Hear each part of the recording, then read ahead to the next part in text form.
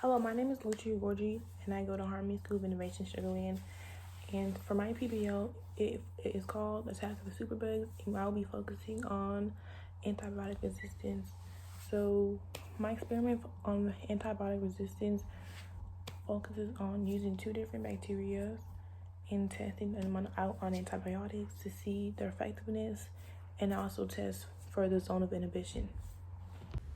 The bacteria used in the experiment are E. coli strain 1 and E. coli strain 2.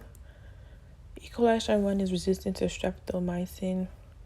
Its resistant gene is the chromosomal DNA, while E. coli strain 2 is resistant to ampicillin, which is resistant to the gene in the plasmid DNA.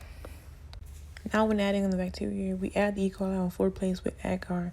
On one plate it has the agar, another plate has streptomycin, another plate has ampicillin, and on the last plate both streptomycin and ampicillin are placed.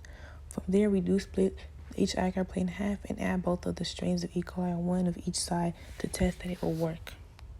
The scientific principle behind the attack of superbugs stems back to the bacteria and antibiotics. Antibiotic resistance is a result of natural selection and evolution. Antibiotic action is a form of environmental pressure. Bacteria that has developed mutation that allows them to survive while continuing to multiply. They will pass this on to their future children and in turn be creating a new generation of complete bacterial resistance. And this is the biological principles of it. My personal experience relates back to this experiment. When I was going through a terrible sickness I once experienced myself, it was in the midst of a nightmare that became a reality. I wasn't given any painkillers until a week, and I went through 4 weeks of suffering. When I finally got permission to be transferred, I thought I may just need some antibiotics, but at this point the bacteria had spread too far and gone too far, which led to a whole new prescription need because the bacteria had developed too far to be healed the normal way. And that really drove me to be interested in this topic.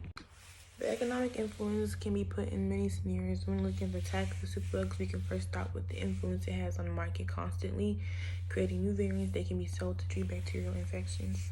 It can also have declined by more funding being needed to foster further research and the amount of depth America goes into by doing this research, which is billions of dollars. Thanks for watching.